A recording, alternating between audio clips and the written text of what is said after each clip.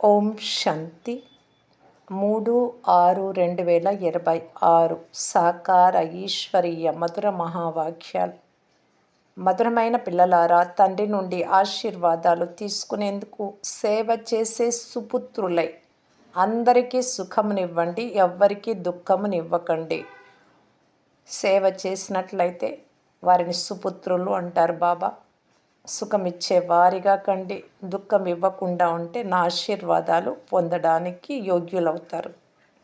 ప్రశ్న: ధర్మరాజు శిక్షల నుండి విడుదలయ్యేందుకు ఏ ఈశ్వరీయ నియమాలపై గమనం ఉంచాలి? జవాబు: ఎప్పుడు ఈశ్వరుడి ముందు ప్రతిజ్ఞ చేసి ఆ ప్రతిజ్ఞను అవజ్ఞ చేయరాదు, పాటించకుండా ఉండరాదు. ఎవరికైనా దుఃఖం ఇవ్వడం, కోపపడడం, విసిగించడం ఇటువంటి నడవడికల వలన ఈశ్వరుడి పేరు అప్రతిష్ట పాలు చేసినట్లవుతుంది. బాబా పిల్లలు ఇలా ఉంటారా అనుకుంటారు. లేదంటే వారికి ఇష్టం అనిపించదు, రాను కూడా రారు జ్ఞానానికి. కావున ఇలాంటి వారు చాలా శిక్షలను అనుభవించాల్సి వస్తుంది. అందువలన ఇటువంటి కర్మలు ఏవీ చేయరాదు. మాయ ద్వారా ఎన్ని తుఫాన్లు వచ్చినా, జబ్బుతో బాధపడుతూ ఉన్నా, రైటా తప్ప అని బుద్ధి ద్వారా నిర్ణయించుకొని తప్పుడు కర్మల నుండి సదా సురక్షితంగా ఉండాలి. పాట: నా మనోద్వారము వద్దకు ఎవరు వచ్చారు? ఓం శాంతి. ఓం శాంతి అని ఎవరన్నారు? బాపు మరియు దాదా.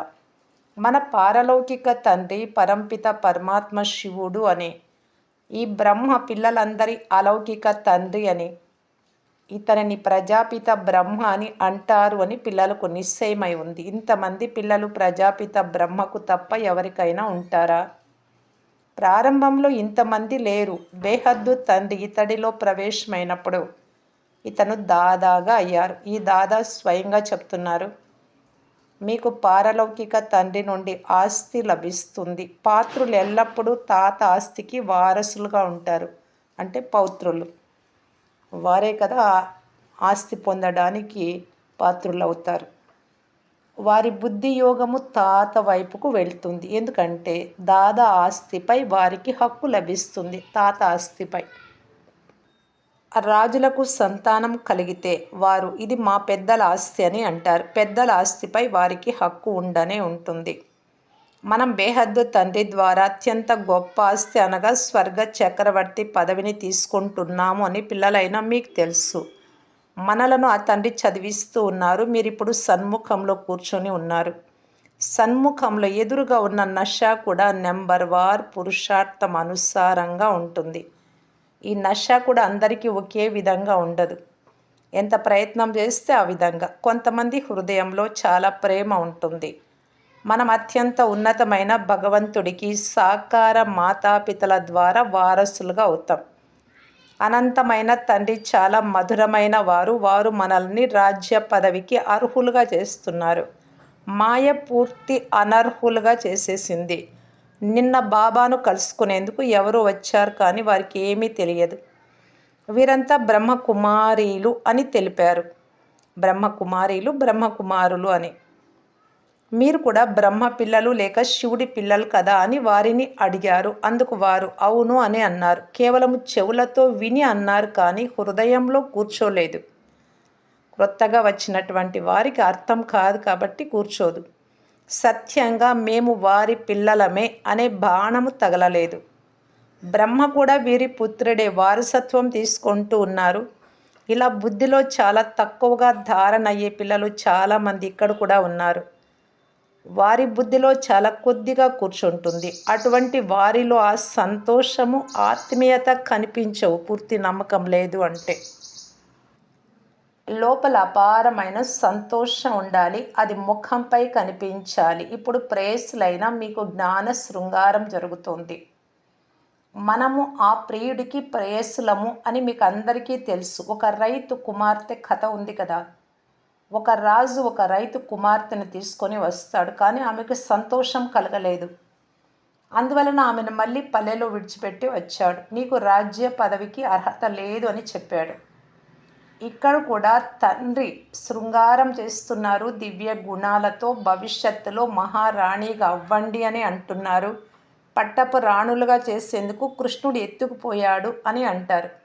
వారికి అర్థం కొంచెం కూడా తెలియదు. అందరూ అధర్మయుక్త మనస్సు కలవారే. ప్రపంచం ఇలాగే నడుస్తూ ఉంది అని భావిస్తారు. ఇది స్వాభావికము అని అనుకుంటారు. చాలామంది మందిరాలకు కూడా వెళ్ళరు. శాస్త్రాలు మొదలైన వాటిని కూడా నమ్మరు. ప్రభుత్వం వారు కూడా ధర్మాన్ని అంగీకరించరు. భారతదేశం ఏ ధర్మానికి చెందినది? ఇప్పుడు ఏ ధర్మం ఉంది? ఈ విషయాలు తెలియవు. ఇప్పుడు పిల్లలైన మీరు దైవీ కులానికి చెందినవారు. ఎలాగైతే వారు క్రైస్తవులో అలా మీరు బ్రాహ్మణ కులానికి చెందినవారు. తండ్రి అంటున్నారు, నేను మిమ్మలను మొట్టమొదట పతితులైన శూద్రుల నుండి బ్రాహ్మణులుగా చేస్తాను. పావనంగా అవుతూ మళ్ళీ 21 జన్మలకు మీరు దైవీ సంప్రదాయం వారిగా అవుతారు. దైవీ ఒడిలోకి వెళ్తారు. ఇంతకుముందు అసురీ ఒడిలో ఉండేవారు. అసురీ ఒడి నుండి ఈశ్వర్య ఒడిలోకి వచ్చారు.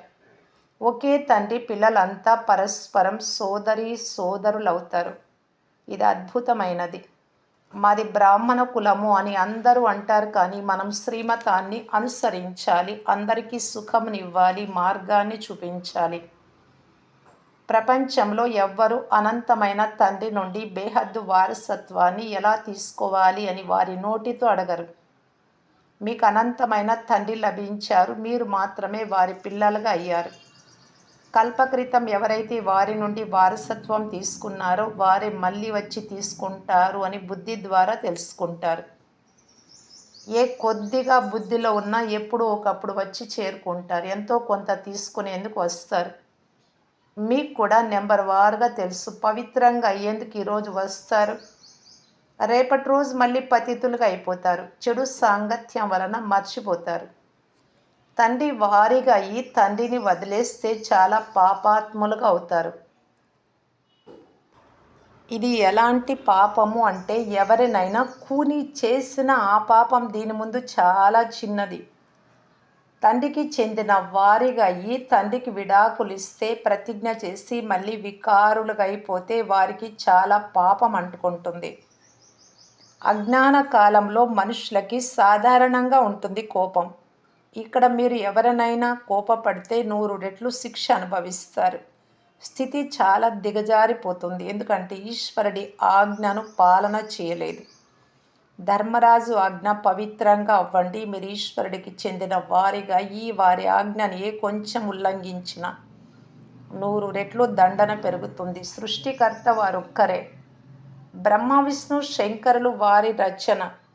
ధర్మరాజు కూడా వారి సృష్టే. ధర్మరాజు రూపాన్ని కూడా బాబా సాక్షాత్కారం చేయిస్తారు. అప్పుడు మీకు సిద్ధం చేసి చూపిస్తారు. కోపపడను, ఎవరికి దుఃఖం ఇవ్వను అని ప్రతిజ్ఞ చేసి, ఫలానా వారికి దుఃఖం ఇచ్చావు, విసిగించావు, ఇప్పుడు శిక్షలు అనుభవించు అని అంటారు. సాక్షాత్కారం చేయించకుండా శిక్షించరు. రుజువు కావాలి కదా. నేను తండ్రిని వదిలి ఈ చెడు కర్మలు చేశాను అని వారికి కూడా తెలిసిపోతుంది. అవమానపరిచినందున చాలామందికి ఆపదలు, కష్టాలు కలుగుతాయి. ఎంతోమంది అబలలు బంధనంలోకి వచ్చేస్తారు. అవమానపరిచిన వారిపై దండనలు, శిక్షలు ఉంటాయి. అందువలన తండ్రి అంటున్నారు, అత్యంత పెద్ద పాపాత్ములను చూడాలి అంటే ఇక్కడే చూడండి. చాకలి వద్దకు చాలా మైలపడిన పాత వస్త్రాలు వచ్చినప్పుడు వాటిని బాది ఉతుకుతారు. పాతవైతే చిరిగిపోతాయి. ఇక్కడ కూడా దెబ్బలు సహించలేక వెళ్ళిపోతారు. ఈశ్వరుడి ఒడిలోకి వచ్చి వారిని నిందింపచేసినట్లయితే శిక్షలు అనుభవించాల్సి వస్తుంది. పార్టీని ఇక్కడ మధుబనకు తీసుకొచ్చే బ్రాహ్మణిపై చాలా పెద్ద బాధ్యత ఉంది. పార్టీలో ఏ ఒక్కరైనా చేయి వదిలేసి వికారీగా అయితే ఆ పాపం వారిని తీసుకొచ్చే వారిపై ఉంటుంది. అటువంటి వారిని ఇంద్రసభలోకి తీసుకొని రాకూడదు. పుష్యరాగం, నీలం అనే అప్సరసల కథ కూడా ఉంది కదా. మనుషులకు ఈ విషయాలు ఏమాత్రము తెలియదు. ఇప్పుడు మనకు దైవీ రాజ్యం, స్వరాజ్యం అనే వెన్న లభిస్తుంది అని మీ బుద్ధిలో ఉంది. వారు పరస్పరం కొట్లాడుకుంటూ ఉంటారు. వారు కూడా మనుష్యులే, మీరు కూడా మనుష్యులే. కానీ వారు అసురీ సంప్రదాయానికి చెందినవారు, మీరు దైవీ సంప్రదాయానికి చెందినవారు. తండ్రి పిల్లల సన్ముఖంలో కూర్చొని అర్థం చేయిస్తూ ఉన్నారు. పిల్లలైన మీకు ఆంతరిక ఖుషి ఉంటుంది. మీరు ఇప్పుడు ఎలా తీసుకుంటున్నారో అలా అనేక సార్లు ఈ రాజధానిని తీసుకున్నారు. వారు పిల్లులలాగా పరస్పరం కొట్లాడుకుంటారు. విశ్వ చక్రవర్తి పదవి అనే వెన్న వారు కొట్లాడితే యుద్ధంలో వినాశనమైతే స్వర్గం అనే వెన్న మీకు లభిస్తుంది. మీరు నా దగ్గరకు వచ్చేదే విశ్వానికి యజమానులుగా అయ్యేందుకు. బాబాతో యోగం జోడించి కర్మాతీత స్థితిని పొందుకుంటాము అని మీకు తెలుసు. వారు పరస్పరం కొట్లాడుకుంటారు. మనం విశ్వ చక్రవర్తి పదవిని తప్పకుండా తీసుకుంటాం. ఇది సాధారణ విషయం. బాహుబలంతో విశ్వ చక్రవర్తి పదవిని తీసుకోలేరు. మీరు యోగ బలంతో విశ్వానికి యజమానులుగా అవుతారు. మీది అహింసో పరమో దైవీ ధర్మం. అచట రెండు రకాల హింసలు ఉండవు. కామ ఖడ్గంతో జరిపే హింస అన్నిటికంటే చెడ్డది.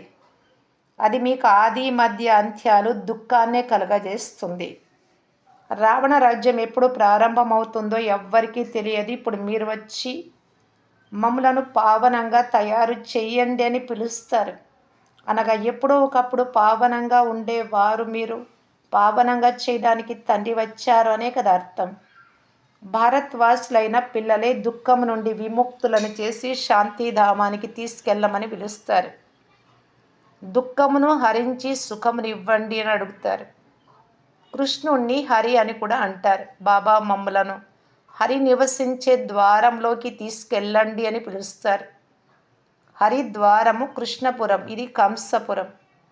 ఈ కంసపురం మనకిష్టం లేదు. మాయా మత్స్యేంద్ర నాటకం చూపిస్తారు కదా. రావణ రాజ్యం ద్వాపర యుగం నుండి మొదలవుతుంది అని మీకు తెలుసు. పావనంగా ఉండే దేవతలే పతితులుగా అవ్వడం ప్రారంభిస్తారు. దీని గుర్తులు కూడా పూరిలో ఉన్నాయి. ప్రపంచమంతటికీ చాలా పెద్ద మురికి అంటుకుంది, వికారాల మురికి. ఇప్పుడు మనం ఆ విషయాలన్నింటి నుండి బయటపడి స్వర్గంలోకి వెళ్తాము. ఇందుకై చాలా గొప్ప ధైర్యం, శూరత్వం అవసరం. బాబా వారిగా అయిన పిదప పతితులుగా అవ్వరాదు. స్త్రీ పురుషులు కలిసి ఉంటూ వారి మధ్య కామాగ్ని రగులుకోకుండా ఉండుట వీలు కాదు అని మనుషులు అంటారు. అందుకే ఇక్కడ స్త్రీ పురుషులను సోదరులుగా చేస్తారు, అన్నా చెల్లెలుగా పిలిపించుకుంటారు అని ఆందోళన కూడా చేస్తారు. ఇంకా అంటారు, ఈ విధంగా ఎక్కడా వ్రాయలేదు, ఇది ఏమి ఇంద్రజాలము అని అంటారు. బ్రహ్మ కుమారీల వద్దకు వెళ్తే వారు మిమ్ములను కట్టిపడేస్తారు అని కూడా అంటారు. ఈ విధంగా చెప్పి తప్పు దారి పట్టిస్తారు. భగవద్గీతలో కూడా ఉంది, అది అందరూ ప్రామాణికంగా తీసుకుంటారు కదా. అలాగే చెప్పాలి. గీతలో కూడా ఎందుకు కామం మహాశత్రువు అని ఉంది. శత్రువుని ఎవరైనా దగ్గర ఉంచుకుంటారా అని ప్రశ్నించవచ్చు. ఇది కూడా డ్రామాలో ఉంది. ఎవరికి పాత్ర ఉందో వారు ఎలాగైనా వచ్చేస్తారు. ఇందులో భయపడే పనే లేదు. శివబాబా జ్ఞానసాగరులు, పతిత పావనులు, సర్వుల సద్గతి దాత. బ్రహ్మ ద్వారా పతితులను పావనంగా చేస్తారు. ఈ వాక్యం ఎవరైనా చదివేందుకు వీలైనంత పెద్ద పెద్ద అక్షరాల్లో వ్రాయండి. పవిత్రత విషయంలోనే అనేక విఘ్నాలు కలగజేస్తారు. బాబా అంటారు, పిల్లలు ఏ దేహదారుల పైన కొంచెం కూడా మోహం ఉండరాదు. శరీరం వస్త్రం పైన ఎలాగైతే అది నేను కాదు అనే భావన ఉంటుందో అలాగ శరీరాన్ని భావిస్తే కొద్దిగా కూడా మోహం ఉండదు. ఏ కొద్దిగా మోహం ఉంటే కూడా అందులో చిక్కుకుపోతారు. ఇక్కడ అమ్మ మరణించిన హల్వా తినండి బాబా తమ ముందు కూర్చోబెట్టుకొని అడుగుతూ ఉన్నారు. రేపటి రోజు ఎవరైనా మరణిస్తే ఏడవరు కదా, కన్నీరు కారిస్తే ఫెయిల్ అవుతారు. ఒక శరీరాన్ని వదిలి మరొక దానిలోకి వెళ్ళారు, శరీరం అనుకుంటున్నారు కానీ అంటే అలాగే అనుకుంటారు కదా, శరీరం నేను అని, అందుకే బాధపడుతున్నారు, ఏడుస్తున్నారు. ఆత్మను చూసేది అలవాటు చేసుకుంటే ఆత్మ పైన మోహం ఉండదు, ఏడుపు రాదు, ఇంకా ఆనందం అవుతుంది. పోనీలేండి, మంచి జన్మ తీసుకుంటారు అని. శరీరం వదిలి ఇంకొక శరీరం తీసుకున్నప్పుడు ఏడ్చే మాట ఏముంది? ఇది ఎవరైనా వింటే నోటి ద్వారా మంచి మాటలు మాట్లాడండి అంటారు. అంటే ఇలా మాట్లాడడం వాళ్ళకి అశుద్ధము, అశుభంగా భావిస్తారు. మేము మంచి మాటలే మాట్లాడుతున్నామని చెప్పండి. ఎవరైనా ఎప్పుడైనా శరీరం వదలాల్సిందే. పాతది వదిలేసి కొత్త దాంట్లోకి వెళ్తే బాధ ఎందుకు, ఆనందం అవుతుంది కదా. సత్యుగంలో ఏడ్పు ఉండనే ఉండదు.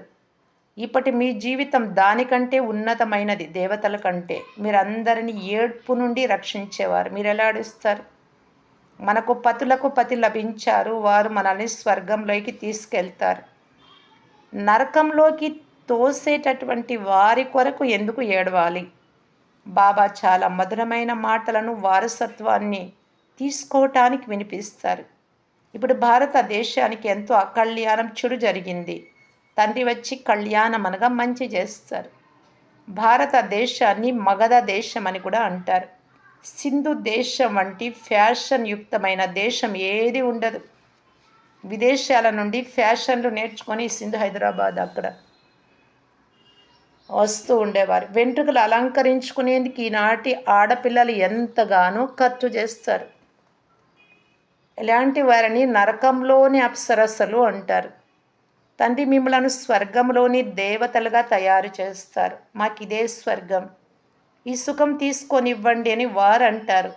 రేపేమవుతుందో ఏం తెలుసు అని కూడా అంటారు. అలాగ ఉపయోగిస్తున్నారు రేపటిని వారు. మనము భవిష్యత్తు రేపు బాగుండాలి అంటే ఇప్పుడు సంస్కార స్వభావాలు మార్చుకోవాలి కదా. ఇప్పుడు సంపాదన జరగాలి కదా రేపటి కొరకు. రేపంటే స్వర్గం ఇలాగా మనం అంటాం. మనకు తెలుసు మనకి వారికి ఎంత తేడా ఉంది. ఈ విధంగా అనేక రకాలైన విచారాలు చేయువారు వస్తారు. మీ దగ్గరే ఉంటారు. అలాంటి వారిని కూడా మీరు చూడాల్సి పడుతుంది. మంచిది. మధురాతి మధురమైన అపురూపమైన పిల్లలకు మాతాపిత బాప్దాదాల ప్రియ స్మృతులు మరియు గుడ్ మార్నింగ్. ఆత్మిక పిల్లలకు ఆత్మిక తండ్రి నమస్తే.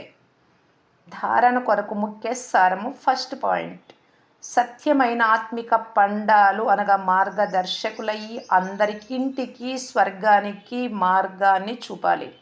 వారికి దారి తెలియదు ఇంటికి వెళ్ళటానికి. శరీర నిర్వహణ కొరకు వృత్తి వ్యాపారాలు చేసుకుంటూ స్మృతి యాత్రలో ఉండాలి. కార్య వ్యవహారాలతో విసుగు చెందరాదు. ఇంకొక విషయాన్ని ఉల్టాగా తీసుకోకూడదు. ఏమంటే శరీర నిర్వహణ కొరకు వృత్తి వ్యాపారాలు చేసుకోండి అంటే మన పైన ఆధారపడి ఉన్నారు అనుకుంటే, గృహస్థంలో ఉన్నాము అనుకుంటే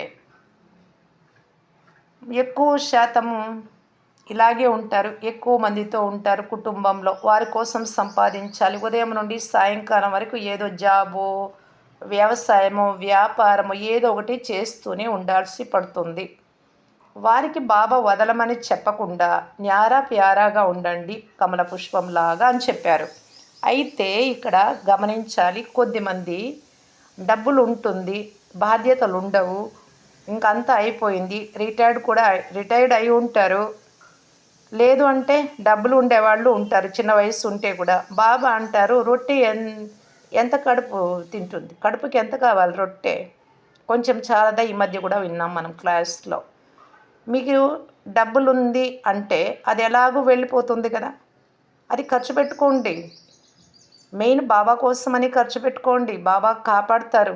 అంతిమంలో కూడా అలాంటి పిల్లలకు ఏమీ తక్కువ ఉండదు. ఒకటి ఇంకోటి, ఎక్కువ లోభత్వం వద్దు. ఇంకా సంపాదన ఎవరు ఆ విధంగా ఆలోచన చేసి దాంట్లో మునిగిపోయి ఉంటారు అంటే ఇంకా బాబా చెప్పే భాషలో లోభం ఉండేవాళ్ళే. వెళ్ళిపోతుందని నిజంగా నమ్మకం ఉంటే ఎందుకు దానిపైన అంత ఆసక్తి? అదే పురుషార్థం చేసుకుంటే ఎంత లాభం, ఎంత ప్రయోజనం. బాబా అంటారు కదా, ఇన్ని గంటలు మాత్రం 24 గంటల్లో 8 గంటలు శరీర నిర్వహణ, 8 గంటలు నిద్ర కూడా తగ్గించి ఇంకా 4 గంటలు నిద్రపోతే చాలా ఆరోగ్యంగా ఉంటాం యోగం ఎక్కువ చేస్తే. పోనీ ఇంక 8 గంటలు ఉంటుంది కదా, ఆ 8 గంటలైనా కర్మయోగిలు కండి, సేవలో గడపండి, స్మృతిలో ఉండండి. ఎన్ని విధాలుగా చెప్తూ ఉన్నారు. వీళ్ళంతా దాంట్లో ఉండిపోయి బాబా అంటారు కదా, శ్రీమతంలో మన్మతాన్ని మిక్స్ చేయడం అంటే బాబా పనులు చేసుకోమని చెప్పారులే. బాబానే చెప్పారు. ఏదో అంటారు బాబా తప్పనిసరి అయితే పెళ్ళిళ్ళకు వెళ్ళండి, ఫంక్షన్లకు వెళ్ళండి అంటే బాబానే చెప్పారు.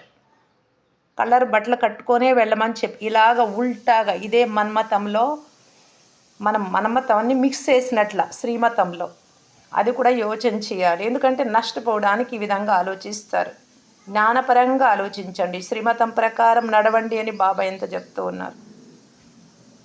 కార్య వ్యవహారాలతో అయితే విసుగు చెందొద్దు. సెకండ్ పాయింట్ ఏమంటే జ్ఞాన శృంగారం చేసుకొని స్వయాన్ని స్వర్గంలోని దేవకన్యగా తయారు చేసి అక్కడ దేవకన్యగా ఇక్కడ శృంగారం చేసుకొని ఫరిస్తా అయిపోవాలి, అక్కడ దేవత అవుతాం. ఈ తమో ప్రధాన ప్రపంచంలో శరీరాన్ని అలంకరించుకోరాదు. ఎన్నిసార్లు చెప్తూ ఉంటారు, ఎంతమంది వదిలారు? ఆలోచన చేయాలి మనమందరం. కలియుగంలోనే ఫ్యాషన్లు వదిలేయాలి బాబా చెప్తూ ఉన్నారు. బాబా చెప్పారు అంటే చెయ్యాలి అంతే. అది కళ్యాణం ఉంటుంది, అది సుఖం ఇచ్చేది ఉంటుంది, లాభదాయకంగా ఉంటుంది. లేదంటే దుఃఖము అశాంతి మనకి ఇంకా జన్మ జన్మలకు చిన్న పదవిలో ఇట్లాంటివి ఉంటాయి. అందుకే యోచించాలి ప్రతి ఒక్క విషయం కూడా. ఎందుకు శరీరం మీద నాకు అంత అభిమానము అనేది వరదానము. బాలక్తనము మరియు యజమానితనపు బ్యాలెన్స్ ద్వారా బాలక్కుగా ఉండాలి ఎప్పుడు ఉండాలి, మాలికగా ఎప్పుడు ఉండాలి, రెండింటిని బ్యాలెన్స్గా ఉంచుకొని యుక్తియుక్తంగా నడిచేవాళ్ళే సఫలతామూర్తిలు. సేవ యొక్క సంబంధంలో వీలైనంత ఎక్కువగా ఎలా ఉండాలి అంటే సేవలో బాలక్తనం ఉండాలి, చిన్నపిల్లల్లాగా. బాబా చెప్తున్నారు, నేను చేస్తూ ఉన్నాను. నేను చిన్న బిడ్డ బాబాకు.